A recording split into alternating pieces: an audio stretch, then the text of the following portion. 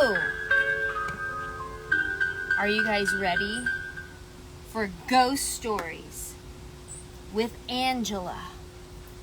I'm your host, Anjelah. Hi everyone!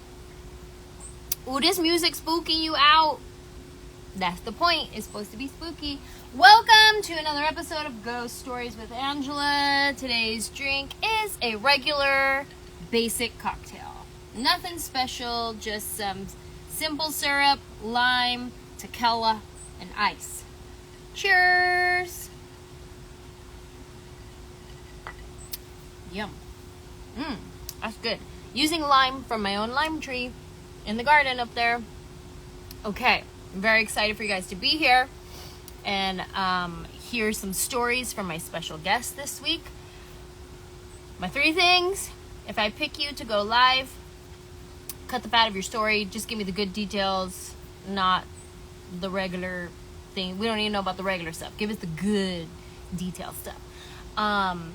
If you're here watching, leave me some comments. Tell me what you're thinking, what you're feeling. Do you have any questions that you want to ask? Whoever is telling the story, ask the questions so we can answer the questions.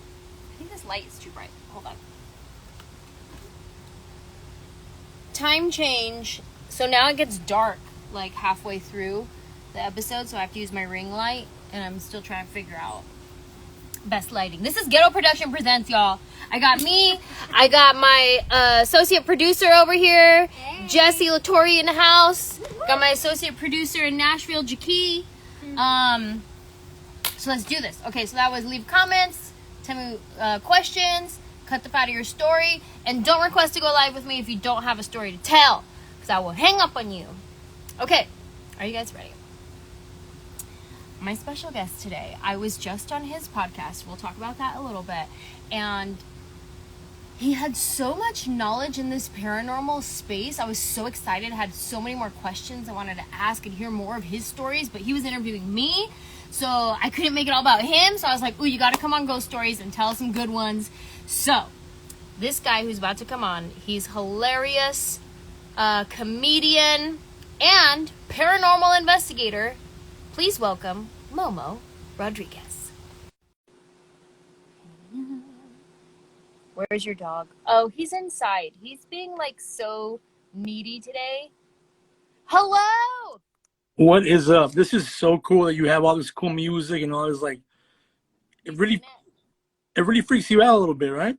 Yeah. It's pretty cool. I mean, it's like I just play it from Spotify. I don't have rights to it, and I just play it on my phone. But listen, it's like professional.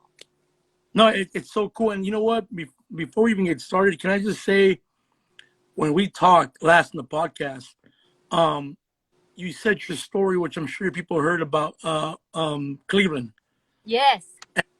And while you were saying that, somebody calls us from Cleveland. So after we finished talking with you, Hefty and I were like, well, who is this person that called us from Cleveland? We should find out who it is. Yeah. And we called, and some guy answers, and he goes, can I help you? I'm like, yeah, you called us? He's like, that's impossible. I was asleep this whole time. I don't know who you are. No! Yeah, and Hefty looked at me like, maybe we should just hang up the phone and just leave the guy asleep.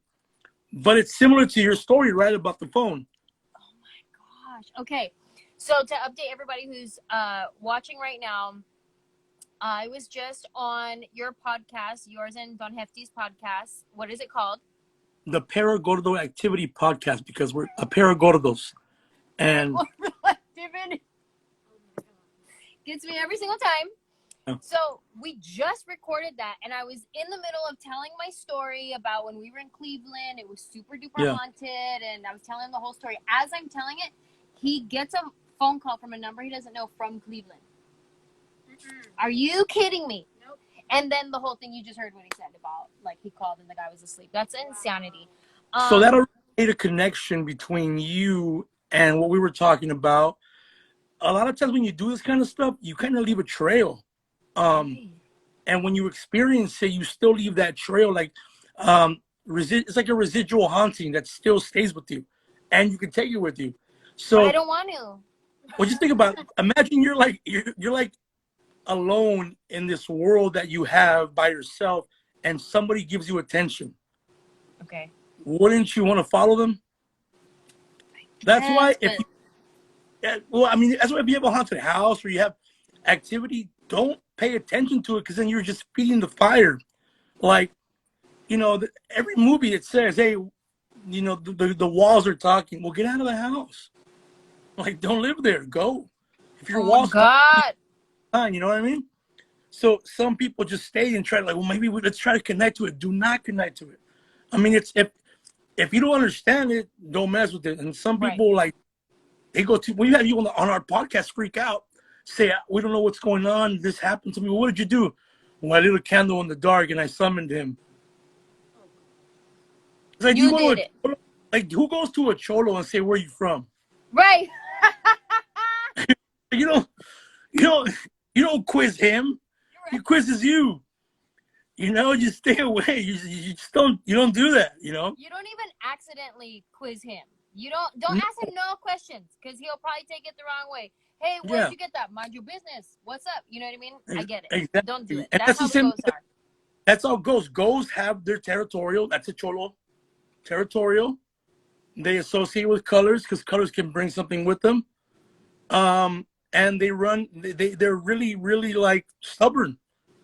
They're haunting for now. There's several different things. There's a ghost and there's a spirit. Uh-huh.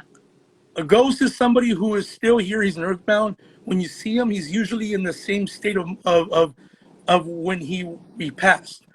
They're always on our level, and you see them kind of living the same day over and over and over. Spirit is somebody who's already crossed over and is coming to visit us. And people usually see spirits floating or in their dreams. But when it comes to like a ghost, that's somebody who doesn't even know they're dead. Or sometimes they do and they're just afraid to like go to the next level. You know what I mean? Like they're afraid to like cross.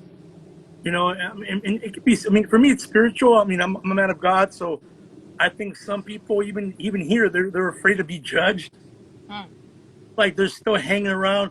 It's like they're hanging around they're hanging around like National City, but they're not ready to go to TJ yet. You know what I mean? Yeah. Like they still haven't crossed that. They're still like, I don't know, man. How good are these tacos, man? So somebody just asked, so then what's a demon? Demon is another level. It's pre all of us. But a lot of people get mistaken by demons because they're like, oh, I think something's demonic in my house. What does he do? Well, he throws stuff at me. I mean, if it was a demon, I think it would affect you more emotionally and it would make you be a certain way. I think demons will make you be more of a jerk. They'll cause problems within your family. They'll cause problems within your household. But it can also just be a jerk. I mean, think about it. How many a-holes is there in the world? Now imagine someone who's a jerk dying. He's still going to be a jerk in the afterlife, especially as a ghost. Wow. He could just be a bad person on the other side. Yeah. But a demon is something, it's I mean, that's biblical, man. That's something like, it'll be more about your energy. You'll be more drained. You'll act a certain way with people. Or let's say the house itself can be demonized. And if you fit a criteria, you can be a conduit to that criteria.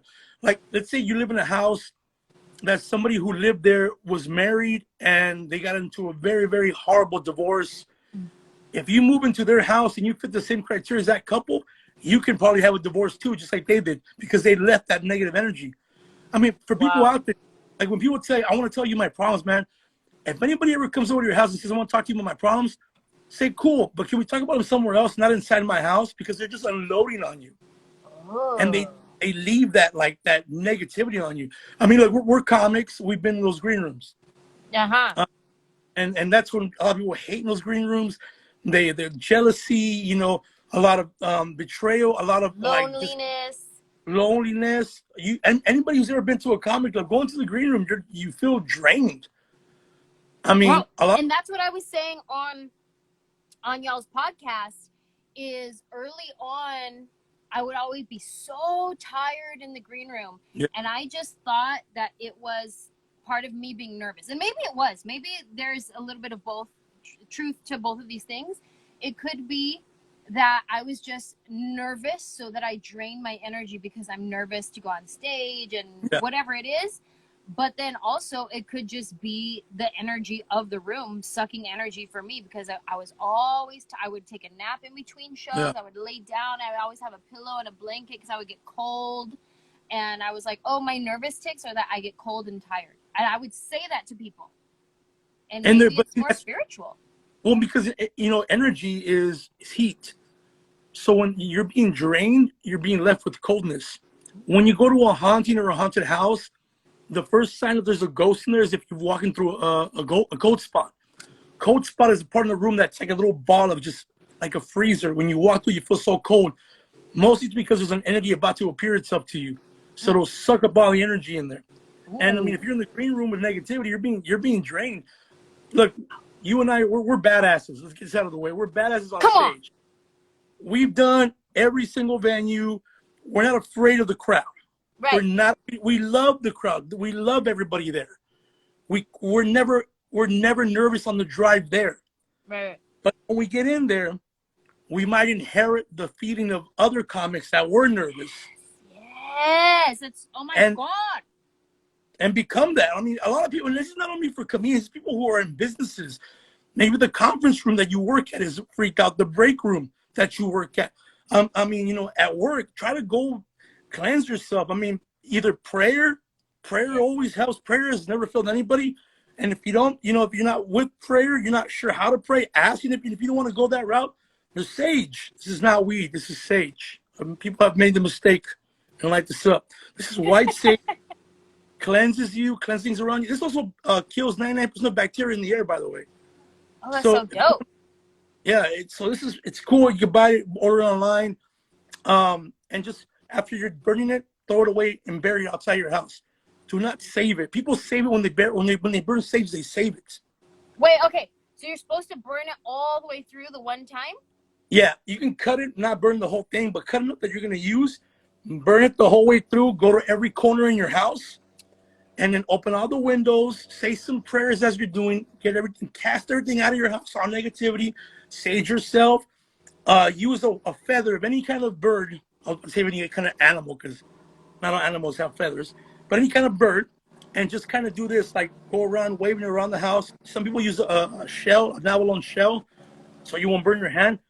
When it's done, even if it's not burned completely, and you know what, you're done, throw it away outside, bury it in the ground. Give it back to the earth. Wow. People just burn it and leave it at their house or hang it and make it, oh, look, I saged my house. Nah. Get it out of the house. Like it's. Bro, see, okay, because I have a sage, multiple sages in my house that I didn't burn through the whole thing. And I'm like, oh, I'll save it for next time. And then I leave it right here next to my bruja crystals and whatever. Yeah, I did that too one time. I used to nail them on top of the over my door, thinking that's going to protect my house. Wow. Told me, and I think someone that was Native American told me, no, you got to give it back to the earth. Wow. I have a native prayer fan actually that has feathers, and it's a prayer fan. Yeah. You got to use that back out. I put it away. I put it up on my shelf because I remember, because I am also a woman of God, and I remember like people would tell me the prayer fan was bad. And all of my native stuff, my room used to be decorated in all Native American everything. I had my prayer fans up. I had my dream catchers. I had just native artwork everywhere. And I remember people would tell me, like, ooh, be careful with that stuff. Be careful, be careful. I was like, oh, I better not. But I don't think it's that. No, you just got to know. I mean, look, I do believe certain things that you have in your house can be conduits to something. That's why I always tell people, be careful when you go antiquing. Be careful, because a couch that you don't know where it's from, something can be attached to that couch, a lamp that might be an heirloom to somebody, you bring it with you at your house. Shoot, I went to an estate sale one time. I like estate sales because, like, I went to this one. It was like in Beverly Hills, or like it was like super fancy, right? But you go in and the house is so old. Like, the woman was like the first person to ever buy this house. They still had the phone connected to the wall type thing, the old, like, that phone. never been remodeled, never nothing. Like the wallpaper, everything old, and it was so cool. It's like you walked into like a time warp, Yeah. place, and it was a little bit creepy. But I remember that I got some of their tablecloths. I got a cool lamp. That was like super old, and I was like, oh my god, this is so cool. I don't have the lamp anymore. I give it to my brother. I should call him, make sure he don't feel nothing weird with his lamp. But that is crazy. Yeah, I mean, I went to this place in Connecticut back when I was, back when the world was normal. We used to tour. I think we went to this club over there. I think it was like a Funny Bone over there in Connecticut, in Hartford. Mm-hmm. And I drove around for a little bit, and I went to the house of the Occult, the Museum of the Occult, which is the house of Lorraine Warren from the Conjuring, all those movies. No way. I heard her speak a few times. I went to a few of her conferences to hear her speak before the movies came out. Like, I was how into it I was. And I got to go to her house where they have the Annabelle doll. And I walked. You went to the house? I went to the house. It used to be a museum. People can go in there. So I saw the Annabelle doll, but it wasn't like it is in the movies. The real doll is a Raggedy Ann doll. So she's a regular Raggedy Ann doll. Looks cute. And she's in a case. And it says, do not reflect negativity. I'm getting chills thinking about it, but I remember going in there, and I think a week later they closed it down because there was weird stuff happening. People I think some guy taunted her, and he had a motorcycle accident, like right after the whole thing. So there's that place is crazy, and I remember asking the people there who ran it, like, so what is this place? Is it really like do these things really mean something? He's like, well, the relics. I mean, they meant something to somebody. And the energy spent on that person. I mean, we all have something that means a lot to us. Mm-hmm. And we sometimes feel that even our soul's attached to it. So we give it so much energy. I mean, it's even that whole thing about rice. When you were to take was it cooked rice into a jar and then put cooked rice into another jar. And then on one jar, you hold it and you say all negative things to it. Mm-hmm. And then in the other jar, you say nothing but positive things. And within a week or 2 weeks, you notice the negative jar will have the rice start to rot. I mean, Google that. Everybody out there, Google it. It's real. I've heard of doing that with what was it? Like a plant or something? Like you speak negatively to a plant and then positive to a plant, and that is crazy. Yeah, it's real. I mean, it's so this is a time of year where people play around with this stuff. Listen, all I can say, and I've been a paranormal investigator for like 10 years, been a comic for 15. Do not play with the Ouija board. This month, for the next month and a half, is when the veil between our world and the other world is thin. So that's why most religions, most cultures always have like Halloweenish type celebrations during this time. But you think about it, pagan rituals, Celtic rituals happen to go at the same time with Dia de los Muertos. Like, why is it all in the same bracket? Oh, you're right. It's like, why are we honoring the dead during this time of the month? So it's because that's when people, and why do we worry the skeletons? Because in Mexico, I guess back then, if you dress like a dead person or like a skeleton to scare them back to their graves. Because that's when the dead will come to visit. Wow. So, I mean, think about it. All Hallows Eve. Bro, you are just reminding me of another dream that I had the other day. So, I don't remember all of the dream. You know how sometimes, like, all you remember is, like, this 4 seconds of the dream? You're like, I know I was sleeping for 8 hours. I know this dream was way longer than 4 seconds. Yeah. My grandma was in my dream, and she passed away. Yeah. And we were just talking on your podcast, too, about her. I think, like, I hadn't seen her, or I forget what it was. But in my dream, I was, like, on this kite thing, and I was, like, flying, and it was, like, going loop-de-loos, and I was flying at the park by my house where I grew up in San Jose. Yeah. And I was flying loop-de-loop-de-loo. And my grandma was right there watching, and she wanted to try. So I came down from the kite to give her the kite, so that she could fly, but then it wasn't working for her. She couldn't fly, and that's it. That's all I remember. But the reason why I bring it up is because you're talking about this time frame is when they come back to visit us. I'm like, Yeah. that's so interesting. I haven't had a dream of my grandma in a very long time. And this was probably like 2 days ago that she was in my dream trying to fly on a kite. It's really symbolic. It's almost like you're doing things that she could have never done. Ooh. You know, in a way. Ooh, you're saying so much right now. That's what I feel. That's what I feel like. Right when you said that, came to my head right away. That you did things that she couldn't do even now, and that's kind of her way to say I'm proud of you. You're flying, and I couldn't fly like you. I got chills. I mean, it's a trip. This happens sometimes, but that's what they can mean. I mean, and this is a time where they visit you. This is the scientific side of it. We only dream for 2 seconds in our mind. So when it lasts longer than that, you're having a visitation. And these visitations, they never talk, they barely talk, and they only smile. And the reason they don't talk or really say much is because they're not supposed to. You're supposed to live your life here. And my great friend, AJ Barrero, amazing medium, he's taught me this. You can't go to get a reading. You're going to receive it. We're all psychic. We're all intuitives. But we just got to stop listening to ourselves and listen to these messages. So I feel that's what it was, you know, because I mean, if it had no reason for being what it is, there was no perspective. And if you were flying and having a good time, it was kind of her honoring you, like, wow, you look what you're doing, you know. And a lot of people can't do that. They can't do what you do. That's so special. It's got crazy.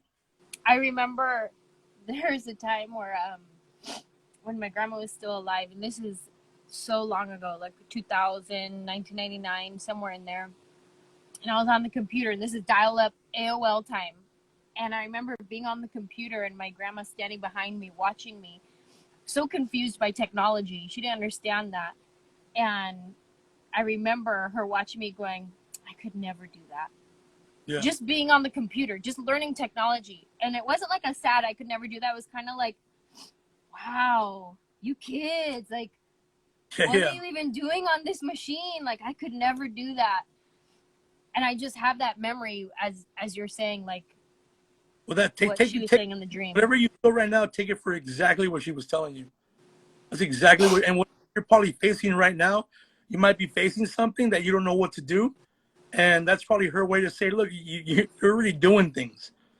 Like, don't ask questions, act. You're doing what you know how to do. Only you can do it. You know more than us. And it's tough, man. It really is tough to see our loved ones. And you know, I had a similar story with an uncle of mine that passed. And I was going through some really rough times. And I remember we would go camping all the time. And we went in the dream. I'm camping and my whole family. I'm like, I asked him, hey, where's my family? Where's everybody at? And I go, by the way, you're dead. I just tell him, like, you're dead, dude. What are you doing here? He's like, well, listen, your family, they all went that way, but you're going to go this way. Now, you're going to want to go that way, but you're meant to go this way. Wow. It's going to be a tougher road for you, but you're meant for this road. And I woke, and I'm like, okay, like, and then in the morning I woke up, I'm like, wow, like I really felt like I needed to hear that.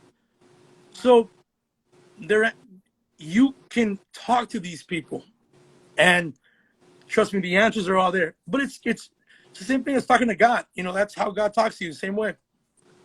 You know, you gotta, you know, you thank God for letting your grandma come through that way. Yes. Because I'm sure there's rules where I mean, think about it. If the dead can come visit us all the time, imagine how crazy that would be. You know, so I'm pretty sure it's they have to ask some kind of permission to come in and into our dreams. You know, wow. And sometimes bad things happen in our dreams. I mean, we talked about sleep paralysis, right? We talked about astral projecting, outer body experiences. I mean, a lot of people always hit me up. We've had a few people on Instagram come on and tell stories of outer body experiences. And there's always the same thing. It's always about a demon. Like always, some guy always tells me, "Hey, man, I felt like there was a witch sitting on top of me, or I felt like there was a demon holding me down, or I feel like something was pulling me. I'm like, listen, from the experiences that I've heard of astral projection, or out of body experience or sleep paralysis, it's always you doing that to yourself. Like someone told me, there's a shadow coming towards me when I'm asleep. It's you coming It's back. your shadow. Yeah. Like your shadow self. Exactly. You're coming back. Or I hear a boom, a noise. But some people, when they have sleep paralysis, like my sister, my little sister, I'm going to tell everybody about this. She has it and she sees people around her while she has it. And when she wakes up, no one's there. Wow. But our family's been our family, we're very, we're intuitive. We grew up. The reason I like all this stuff is my mom was so obsessed with this stuff. She had her moments, her visitations of people. They lived in a haunted house years ago, so I kind of like got into it myself. But I mean, our podcast is all about all paranormal. I mean, even UFOs, aliens, legends. We like to talk about, because it's all connected to something. Every legend, every story has a genesis, and it's always important to find out where that came from. We fear people who are right now are freaked out about this stuff. You're freaked out because we don't understand it. Right. We fear we don't understand. I mean, there's so much I want to know about this still, and I've been through some crazy haunted houses. I've been some crazy I have an EVP for if you guys want to hear one right now. Yeah, tell us one of your stories. First of all, thank you for all the information you're giving right now. I'm reading the comments and it's blowing people's mind. Just like when I was doing your podcast, I kept saying, "Oh my God, you're blowing my mind. I've never heard this said this way before," and all that kind of stuff. So isn't it weird that being Latino, we're not supposed to kind of talk about this? This is the biggest taboo for Latinos. And Christian, to be honest. Yeah, exactly. Like, I'm reading some of the comments here from some Christians that are like, "Hey, you shouldn't be even talking about this, and what about the Bible?" and like all that kind of stuff. And the Bible is an amazing, beautiful book of story, and it's a great. I love the Bible, my favorite books, but there's so much talks about spirits in the Bible and miracles. I mean, this is a miracle right now. What you experience, you feeling your grandmother in a way, is a miracle. She's not here. She's passed, and right now you felt like she was right next to you. That's pretty miraculous. So I mean, I see it as something like, for me, when I got into this, I didn't believe in it. My first investigation, I did not. I'm like, come on, this is like, when you think about it, like this is kind of dumb. So I met this dude in college, good friend of mine, and one day I went to his house. I'm like, dude, what do you do that you have a house and we're like 19? And he goes, well, I talk to dead people. And I'm like, cool. Like, I was like, whatever. And then I thought, let me give this guy a shot. We created a pilot, because I was in video production, called Real Encounters, and we did our first investigation. Now, I didn't believe in this. I had my crew. We're at this park in Whittier. And the park has, what we found out was it's a cemetery. But they took all the headstones off so they can sell property around the cemetery. So once somebody found this out, they reported it. So they have one plaque in the middle of the park that says 2,000 people were buried there. So we went to investigate. This is a real place. And I mean, I was more creeped out about the fact that people were buried there than ghosts. And I didn't believe in ghosts. Right. So all of a sudden we're recording, and the medium goes, hey, I'm talking to this guy, some girl, she OD'd here. I'm going to help her cross over. And I'm like, dude, I'm talking to the camera guy. I'm like, dude, this is crazy. This is dumb. Let's go home. And he goes, no, she's crossing over. As he says that, a little white light flashes like this in front of me. Man, we have it on camera. We got everything. And you see me for like 3 hours just like freak out. And then I freaked out so much. And I'm like, I think we got a show here. And then I became an investigator. But it brought me, and this is crazy for people that are talking about, we shouldn't talk about this. I'll be honest, this brought me closer to God. Wow. Because, I grew up a certain way where I had different religions. But when you show me the yin, I believe in the yang. If you're showing me that there's some crazy afterworld, afterlife stuff, there has to be something greater that controls all this, or is like the hub. So it brought me closer to God, seeing this kind of stuff. And to this day, like I believe in it, and I stopped doing it. Now, let me tell you when I stopped. Alexandria Hotel in downtown LA, you ever been there? No. It's off of Fifth, I think, Spring, and we were shooting our last episode there, and we got reports of weird things happening. We went. We didn't really see anything, feel anything. We went again because when we went, we heard more disturbances happen. We found an underground prohibition hole that they would use to smuggle alcohol from one hotel to another hotel. Wow. Because our psychic said we got to go deep, and we found it. When we finished, we didn't find any cool, anything like really, really like, on video. So I remember we're on the 7th floor, and as we're packing up our cables, the elevator opens, a little girl walks out. The little girl looks at me right in the eyes and then walks back into the elevator. And I say to myself, and I told the psychic next to me, I'm like, dude, what kind of parent lets his daughter out at 3 a.m? And he looked at me, he goes, you just saw your first apparition. And I'm like, no, that was the real person. And he goes, bro, what do you think? They're like Casper floating, like all like see-through? Like, that's how they look like. You saw a real person. Wait, you were in the elevator, or you were? The little girl was in the elevator. She came in and she came out. And that freaked me out so much. Like, it to this day, I get chills. And I remember for like a whole week, I had trouble sleeping because I would close my eyes and see her. And It made me sad because she's trapped. Like, she's not going anywhere. So we did investigating. We researched for like hours and microfilm, all that stuff. This is a few years ago. And we found out that in 1909, the architect's daughter fell through the elevator shaft. Oh, wow. Yeah, that was for me the last. That's a long time to be living the same day over and over. Yeah, that was my last ghost shoot. Because I think I brought something home. Yeah, I think I would have nightmares. I would have weird things happen to us. I stopped doing it, and I promised I wouldn't do it anymore. And recently, my boy hits me up. He's like, hey, we want to do it. Let's do another one.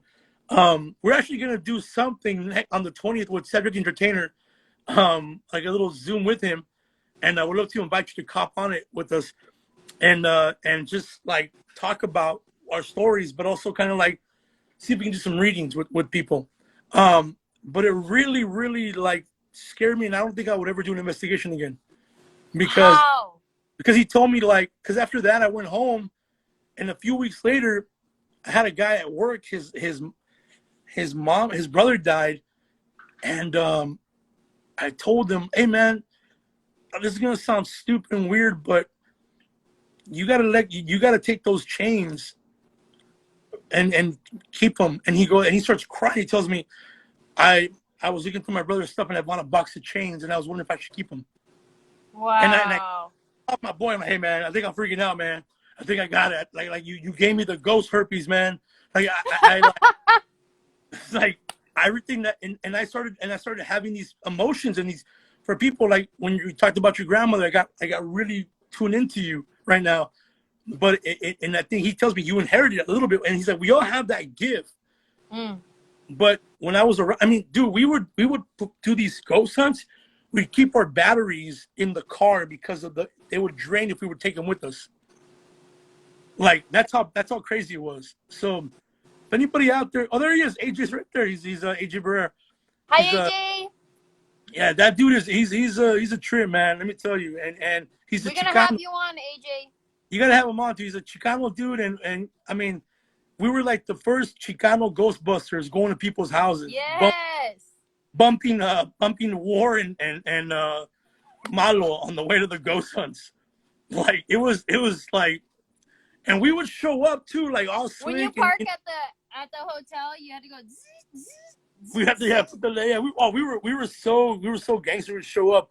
But I have a recording of him at a park that we did in over here in Southern California by Pico Rivera on the 605. There's a park there off of Firestone. And that park, I call it Quinceañera Park because that's where everybody goes to take pictures with Quinceañera with the ducks and all that. You know, there's always a park that every Quinceañera goes to on Saturday to take pictures. Right. And right. This is the park. So one time we went middle of the night and we were recording this low budget. So we had those lavaliers you hook up to somebody with the camera so you couldn't really be far away. So we're recording AJ, and he goes, "We need to leave now. There's two guys arguing behind me. They want us out of here." We take a picture, and there's two shadows of two cholos behind him. Shut up. And I'll send you the picture. For real, And Cholo Ghost this time. Cholo ghosts are real. Yeah. Cholo ghosts scare me. Cholo ghosts and saved cholos scare me the most. Save Cholo. Saved cholos scare me because they make you feel bad for not like being as hardcore as them for God. You know what I mean? Like a saved cholo is dangerous. Like, what's his name? yeah, exactly. Like God bless you. Oh, okay, I hope. God. Yeah, exactly. They're so when we left, we need to get out of here. And he goes, "Wait a minute, something's going on here. Let's go to the playground." And he does this EVP. EVP is electric voice phenomenon, where you record the voice and then you play it back, and sometimes you hear spirit voices on it. So we're doing these at the playground. He goes, "There's something here."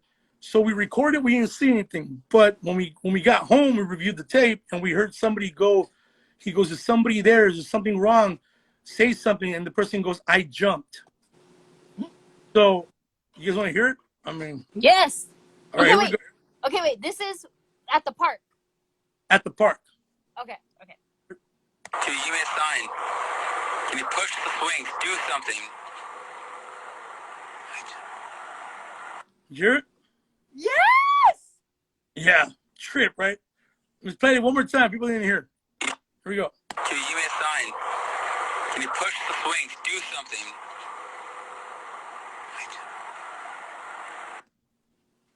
Yeah. It that was the one. I mean, that was the one that we were like, "What is this?" So that night we went home. I went home, and I remember AJ sends me the raw file, and that's back when iTunes was coming out. So whenever you would unload something into your computer, it would automatically go to iTunes. Yeah. So I was one of those dudes that had like a sleep playlist at night. For some weird reason, this thing went to a sleep playlist and was looping. I jump. Mm-mm. Horrible. No. Horrible. It was crazy. We have a bunch of EVPs and have AJ on the show with you, and he'll show you so many other EVPs. He'll show you video. I'll send you some videos of what we did, but we did some great stuff. But now, everybody out there, respect the dead. Respect. I mean, I'm trained in all this. I know a lot of this, and I still wouldn't mess with it because you will open up something else that you maybe are not supposed to open up. Right. There are people, and the enemy will always come at you when you're trying to be, looking for things. You might think it's your uncle maybe in your room, and you're trying to reach out to him, but hey, it could be something else. Mm-hmm. Something else that you're not ready for. I mean, I to this day do not do it anymore, but we still do a podcast. We talk about it. We like to interview people about it. Right. But still, I mean, that's Hefty. Hefty has to take a shower when he gets home, because we freak out even on the podcast. Still, we've had a lot of situations happen while we're doing the podcast. Like, we can't explain them, but after every time we're done, I always say, I surround myself with the white light of God, or whatever you want to believe in, and I everything leave me. I'm not here to taunt. I'm here to investigate. I'm not here to agitate. I'm just here to learn. Like I'm here to learn.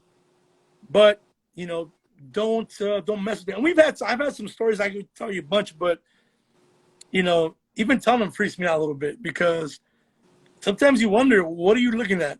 What is this? Is it even paranormal, or is it even interdimensional? I mean, there's a lot of routes we can go to. Right. Because I'm into ghosts, but I'm also into UFOs. I'm into, I'm getting attacked by bugs. Hold on, because I have a bright light on in the dark. I'm gonna move. Crazy how dark it got quick. So dark. Time change. I'm moving the light further away from me, so because you know how the bugs go to the light. Yeah. They're attacking me right now. So quiet. I don't hear no sirens in your neighborhood. You must be nice. One, all right. We doing all right. it's like five of them already passed by my house right now. Bro, okay, so somebody asked in the comments, when you were talking about the little girl in the elevator since early 1900s, what is it that keeps her from crossing over? You ever go to a kid and say, come here, and they go to you? There's a theory that when somebody dies, either a white light opens up or God comes to get you or family comes to get you, and you're supposed to go through this light. Now, if you don't want to acknowledge the light or don't want to acknowledge your death, you don't go through the light. You stay behind. It might be what they call unfinished business. It might be her not knowing what to do next, or her not having, maybe her family not having faith to have people guide them through. I mean, there's many theories, but I do know that there's more kid ghosts than there is adult ghosts from the stories I hear. We did one house in Montebello, and I think the mom said her son was always going outside at 3 a.m, and they found him like with cars passing by all fast every morning at 3 a.m, and they're like, "What are you doing?" Like, "Oh, I'm with my friend. He wants me to come wait for him to have his parents to pick him up." So I think the mom just moved out, couldn't handle it anymore. And then we found out by the neighbor that there was a little boy who lived there, and he was hit by a car waiting for his parents. Wow. You know, and then it was one story the agent and I did. We went to someone's house, and we spent the night in her room, and it was freaky because he little white lights come out of nowhere. And that freaked us out. And then AJ was like, "What do you think it is?" I'm like, he's like, "I don't feel anything, man. I don't know what it is, but I think it's something attached to her." So he's like, "Is there an altar here somewhere?" And she goes, "What do you mean altar? Like, do you have like an altar?" And then she takes us to her room, and she has like an altar in her closet to her little brother who passed a long time ago. Wow. And she goes, this is who you're not letting rest. He's worried about. You're like obsessed with his death. Let it go. Like, let it go, please, because you're like obsessed with it. And ever since that, she's been fine. So, you know, the little ones, I mean, they I don't know. I mean, I wish I knew more about this stuff. And to be honest, the little ones freaked me out because I saw a little one. So it looked so, and I felt so bad. I couldn't help her. You know, little girl right there looking all confused. And the same thing happened to me with a little girl. Another investigation was at La Curacao, in downtown LA. There's La Curacao, the towers, and I was working there late. I was working in the marketing department, and I was in the restroom, and I saw a little girl's pink shoes, walking back and forth. So I'm like, you know, I do what everybody does when someone's in the bathroom. I'm in here, like, hey, you know, little girl, get out of here. You know, I was embarrassed. And I'm thinking it's the cleaning lady's kid probably, because nobody was at work. It was after hours. I was doing a project. I was probably cleaning his kid. And I'm like, what? You know, okay, I'm coming out now, because, you know, I come out, nobody's there. So the next morning, I told the cleaning ladies, I'm like, hey, whose kid was that last night? She goes, nobody's kid. Nobody cleaned last night.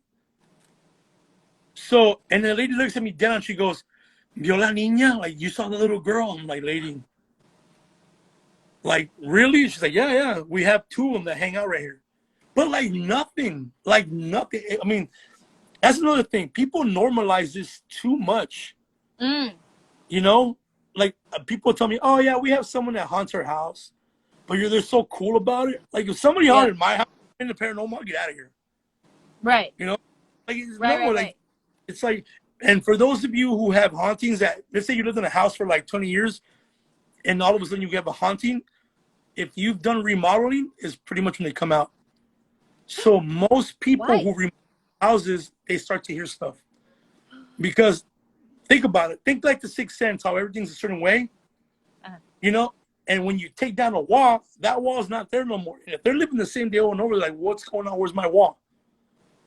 So most people that have remodels are the ones that see new things. And people who have kids, I mean, dude, sometimes it's not an imaginary kid he's playing with. You know?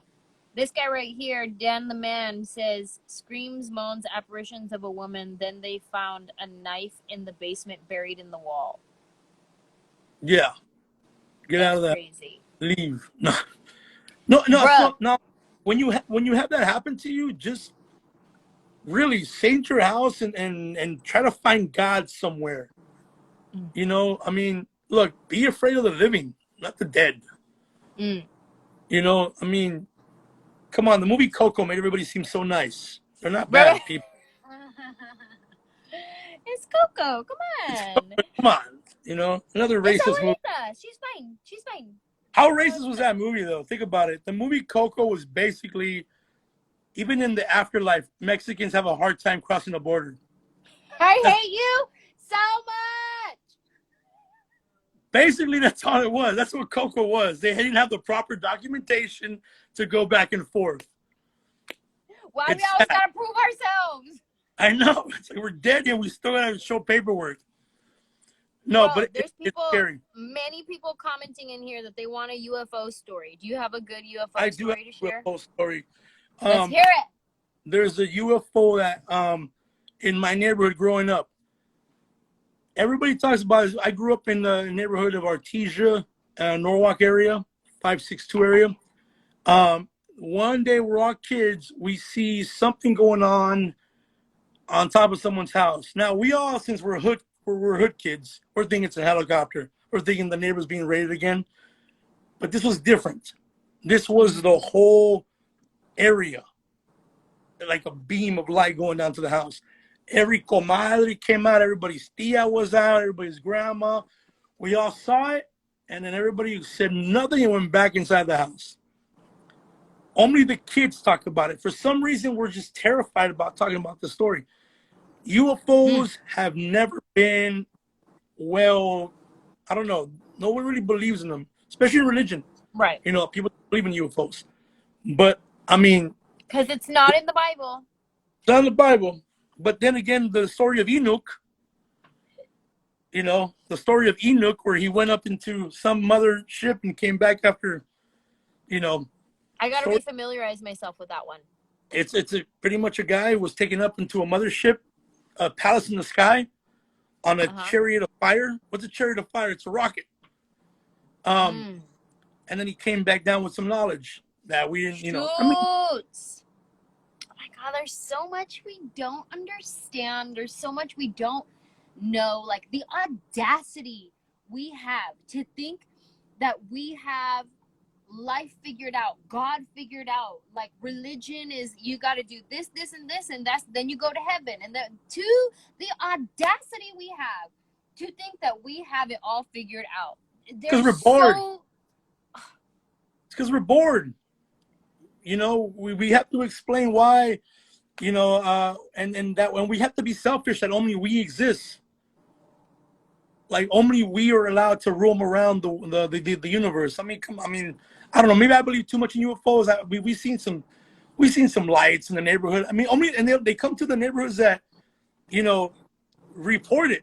You know, the saturated neighborhoods. I mean, there's more reports of UFOs in the hood than there is in the suburbs, because how many houses in a suburb and how many houses in the hood? You know what I mean? Really? I would think it's the other way. Like it's always... Okay, I have a UFO story. Okay. Do you not have a UFO story? No, I'm about to hear it for the first time, I think. Okay. I got a UFO story. So first of all, I just finished watching Unsolved Mysteries, the newest season on Netflix. Have you seen it? I saw that episode you're about to talk about. Okay. So I was watching they only did like one UFO story. Everything else was murder mysteries, which I'm all game for because I like murder mysteries. But I was like, okay, give me some UFOs too.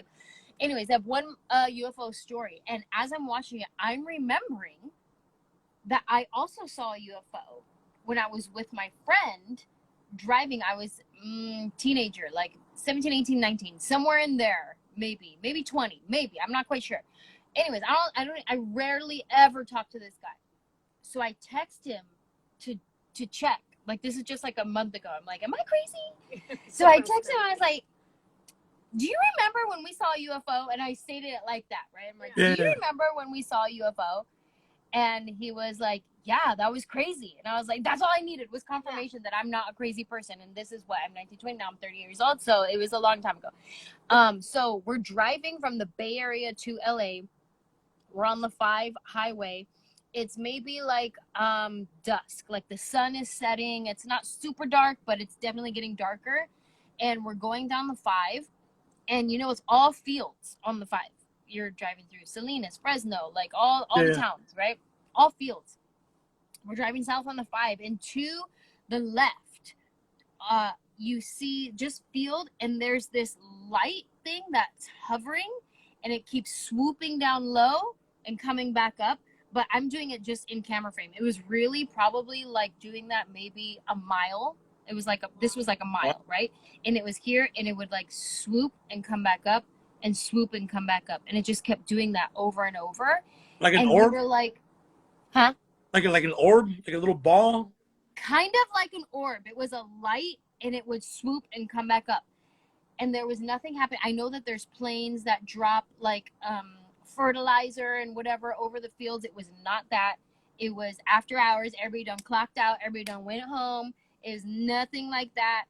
It was full on a UFO. And we were like, what do we do? This is before like smartphones or anything like that. So we're like, who do we call? Do we call like the news station? Like, we didn't even know who to call. We were just like, we see this, but what do we do?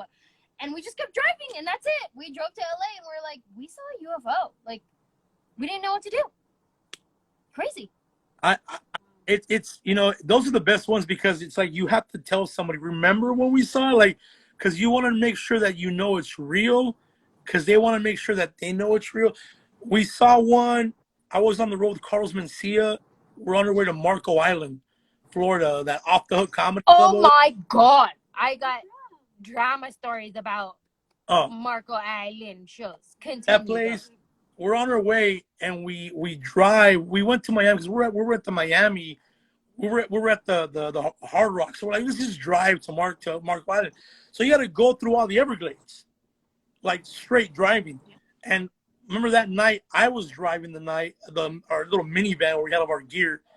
And if anybody ever driven through the Everglades, it's pretty freaky.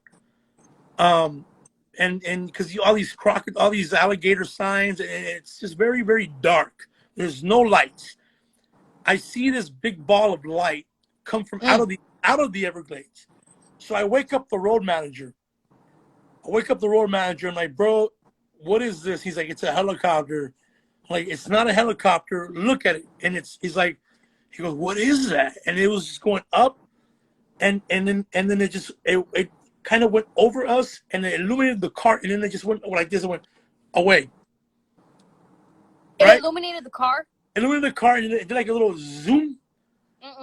And he goes, oh, it's probably like, we were just trying to rationalize everything. Like, dude, we're tired, man. We're tired.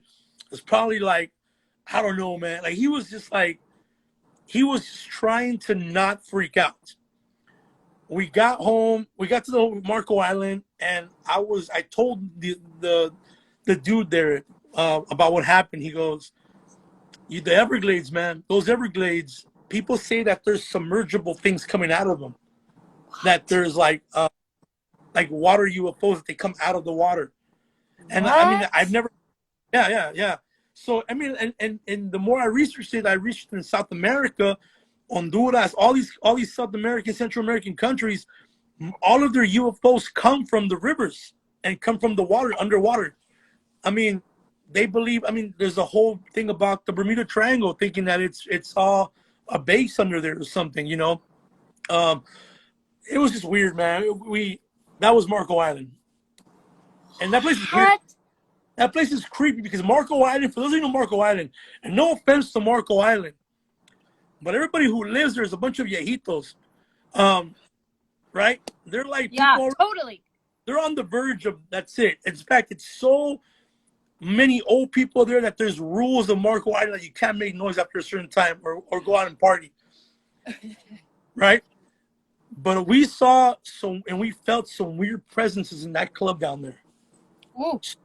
Something was up in that club, because whenever we would go out on stage, we felt like something was pulling us behind us when we're on stage. We feel like we were losing our balance while we're on stage. It was weird. That club, or maybe it was all the oysters we had. We don't know. Yeah, I hated that club so much. Went there once, would never go there again. That's the one that had the green room was the bathroom. And it smelled like even. fish because that's all they served there. I can't even. Oh, it was awful. It was so Yeah. awful. No, it was really an island. It was an actual island. Yeah. Like, and everybody there had a boat. So I don't know. It just seemed very.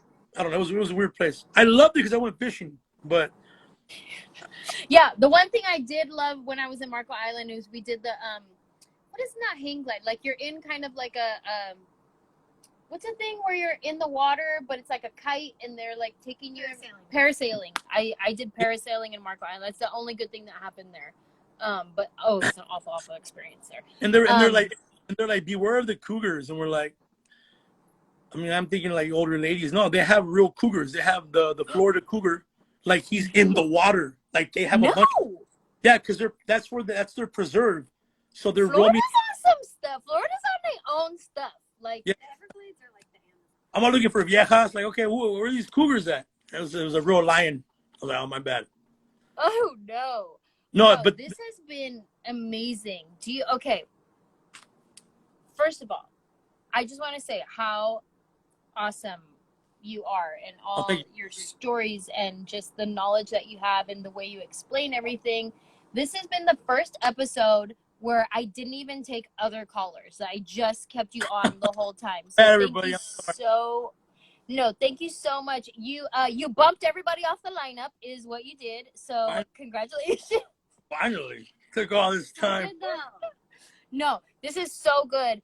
And I would love to have you on again if you are willing to I have, like, same thing when I was on your podcast and I was like, I have so many more questions to ask you, so many more stories. And then I'm even reading comments, like people have so many questions as well. I would love to have you on again if you're up for it. And just tell more stories. I want to do with you and AJ together would be crazy. I mean, and then I have a lot of celebrity stories that I'm not supposed to tell, but I could change their names. What are those? Yeah, change their names. I'll do one real quick.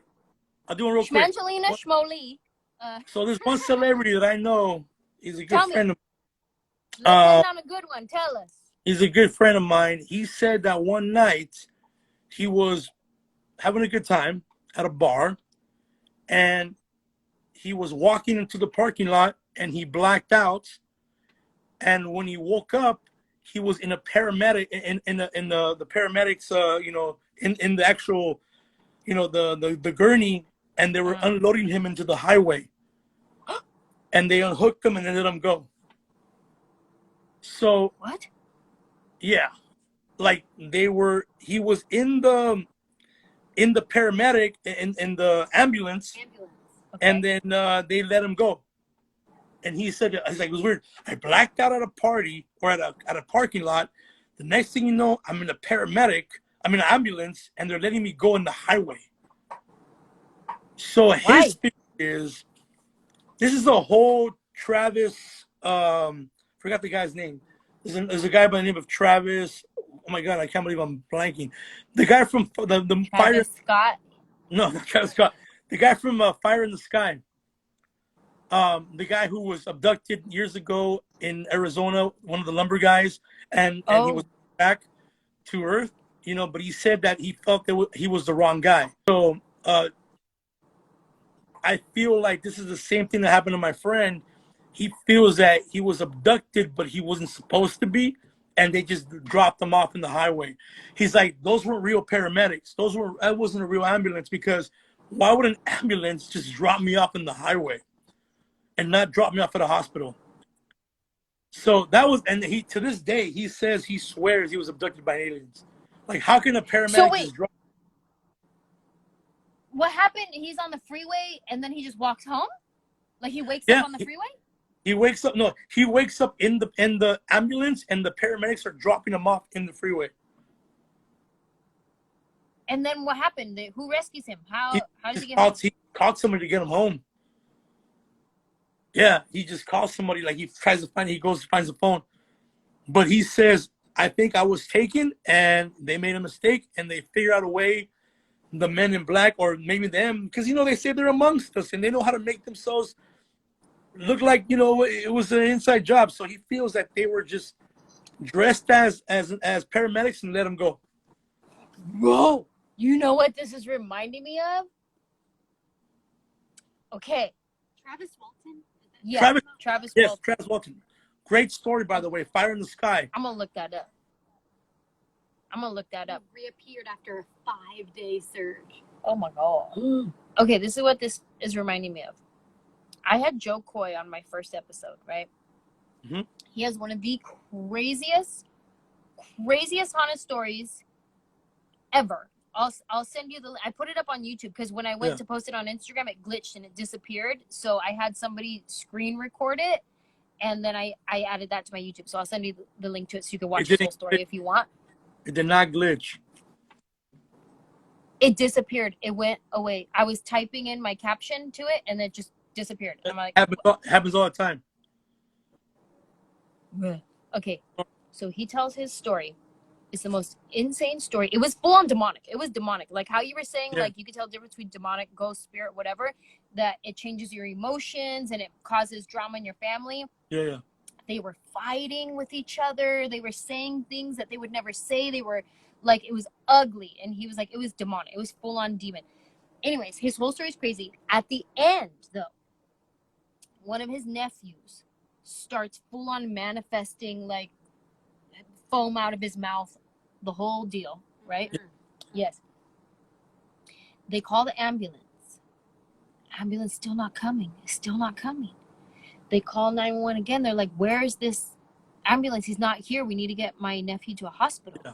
And they're like, the ambulance says they're there at your house, at the house. And he's like, no one is here. We're standing in the front yard. No one is here. He goes, next thing you know, this ambulance pulls up. Real nonchalant, slow, like they've taken their time getting out of the car, out of the ambulance. They get not even a gurney. They just come in to the house and they're asking him, okay, you all right, whatever. And they start walking him out to the ambulance. And he's like, you're not going to put him like on a gurney and like whatever, right? And he's like, what is happening?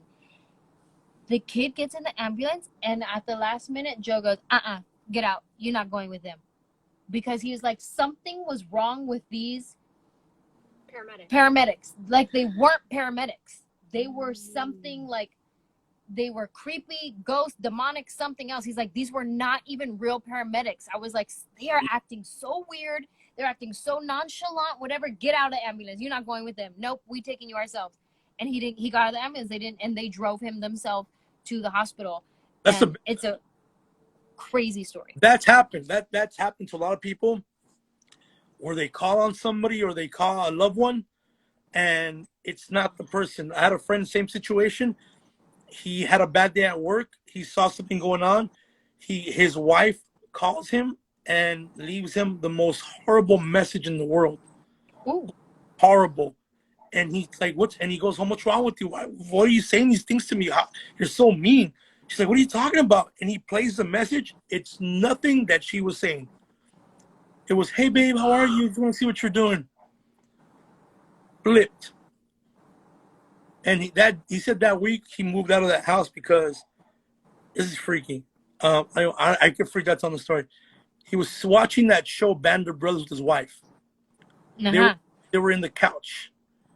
And he says that there's this TV and on the side of his TV is the hallway.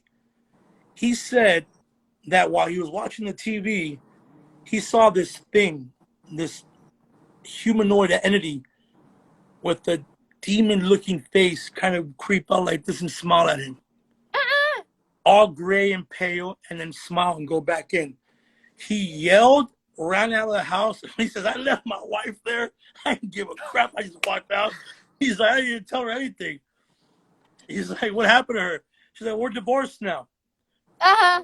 He said that it broke him up, that something was in that house. To this day, I mean, he talked about it in our podcast, man. He when he talked about it, it freaked him out talking about it. I mean, it freaked me out when I heard it. But when you see him tell the story, you see him see what he saw again in his eyes. Yeah, man. Don't mess with that stuff. Demonology, don't research it. Don't think about it. I mean, there's many ways to cast a demon away, but you know what? Let a professional do that stuff. Let Right. someone who has God in their heart. You can't battle the devil if you don't have God in your heart. Mm. You really can't. You can't battle anything evil if you're not confident in what you believe in. You can't go after things, and that's in your careers. There's somebody out there right now listening, going through something really, really horrible, and I want to give you one message: walk away. Walk away from it. Don't go towards it. You know what happens when you go towards it. Walk away from it, and you're gonna feel so light tomorrow. You're gonna feel like a feather tomorrow. But walk away from it. And I'm sure there's somebody listening to that right now, like, this dude's right. I'm keep on going towards it, and all it does is it rots me from the inside. Walk away from it. Now take it for what it is. But whoever's out there, whoever's going through this stuff, remember, we all have been there.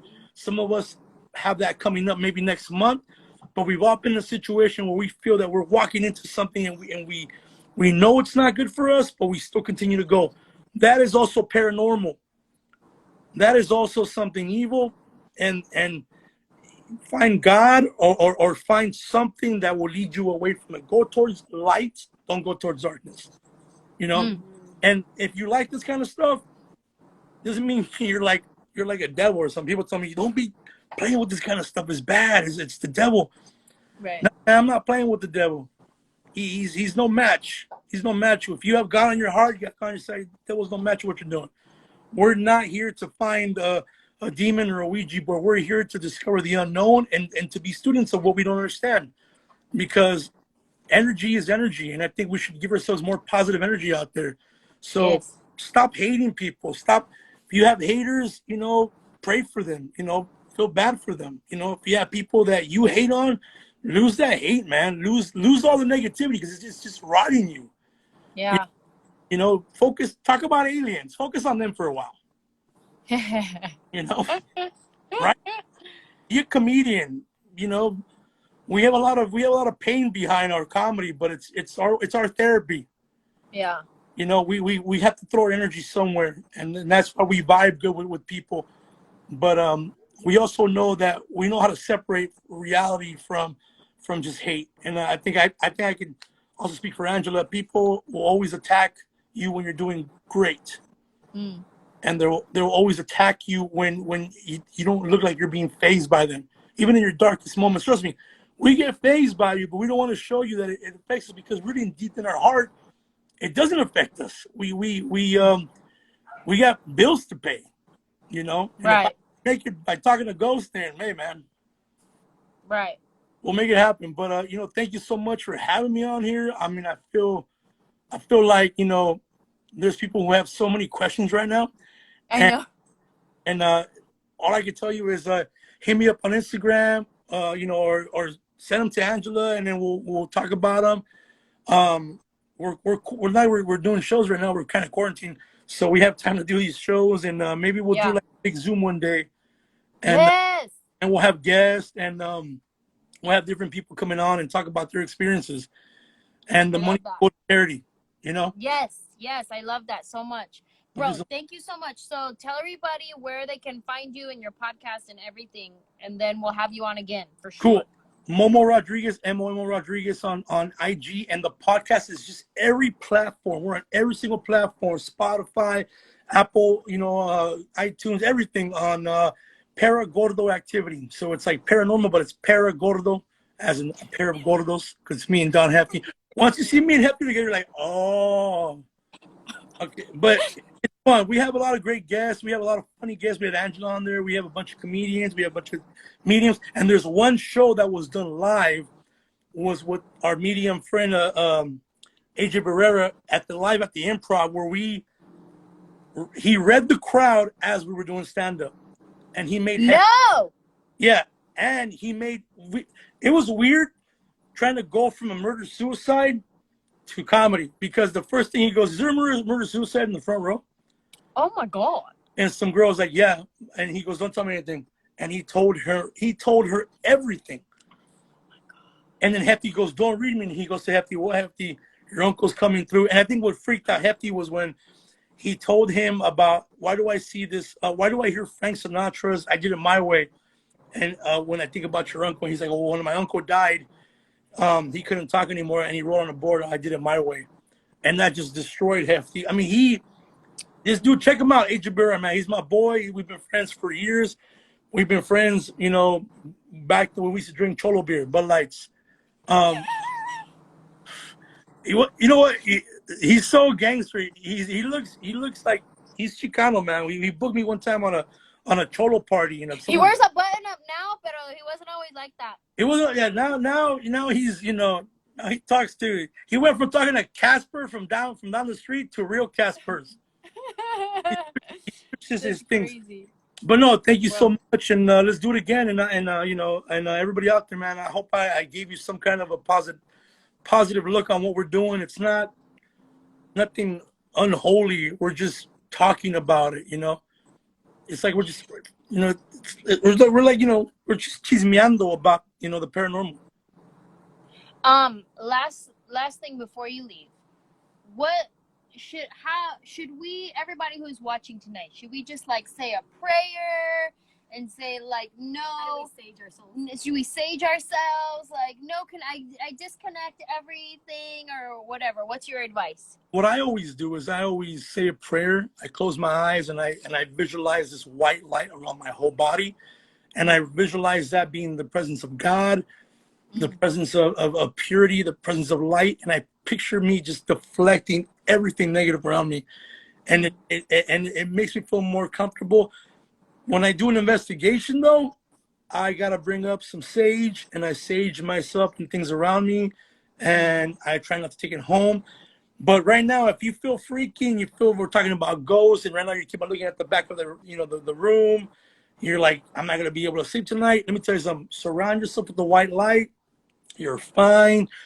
You're not going to go through anything crazy. If you don't want to have sleep paralysis or astral projection, say to yourself, I don't want to go nowhere tonight before you go to bed. And I guarantee you will not have it. Pray to God. Say, God, can you keep me home today? And you will not go anywhere. That's what I can tell you. Yes. That's exactly what I can tell you. People in here said, pray for us, Anjelah. Pray for us. Group prayer. Okay, so I'll bless us before we go. God, thank you so much for such a fun conversation with Momo and everybody who is watching, listening, participating. We're so grateful that we get to discuss and explore and learn, and it's so exciting, and you are so mysterious, and we're so grateful that we get to learn about your mysteries and the things that you have for us, the blessings that you have for us. So I just bless every single person who is watching this, whether they're watching live or watching the replay of it. God, I just bless them right now. I bless their sleep. I bless their family. I bless their home. I bless Momo right now, God, that you would just bless everything he puts his hands to with success.